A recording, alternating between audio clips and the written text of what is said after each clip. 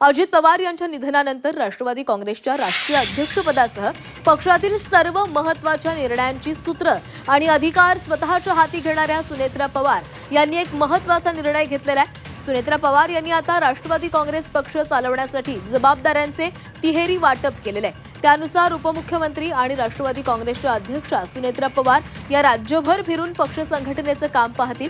खासदार पार्थ पवार यांच्याकडे दिल्ली आणि मुंबईची जबाबदारी असेल, तर अजित पवार यांचे कनिष्ठ चिरंजीव जय पवार यांच्याकडे राष्ट्रवादी काँग्रेसच्या बारामती आणि पुणे ग्रामीण विभागाची जबाबदारी असेल।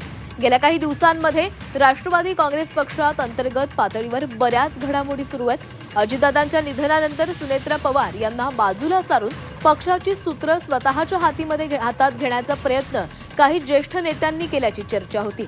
या पार्श्वभूमीवर आता सुनेत्रा पवार यांनी भविष्यात कोणताही दगाफटका टाळण्यासाठी राष्ट्रवादी काँग्रेस पक्षाची सर्व सूत्र आपल्या कुटुंबाच्याच हाती ठेवण्याच्या दृष्टीने हा निर्णय घेतलेला असू शकतोय, अशी चर्चा सध्या राजकीय विश्वात सुरू आहे।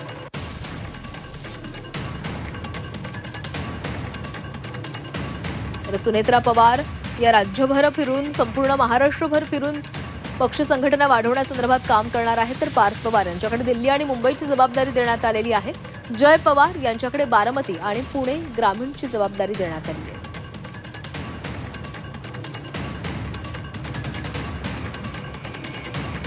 अजित पवार यांच्या निधनानंतर राष्ट्रवादी काँग्रेसच्या राष्ट्रीय अध्यक्षपदासह पक्षातील सर्व महत्त्वाच्या निर्णयांची सूत्र आणि अधिकार स्वतःच्या हाती घेणाऱ्या सुनेत्रा पवार यांनी आणखीन एक महत्त्वाचा निर्णय घेतलाय।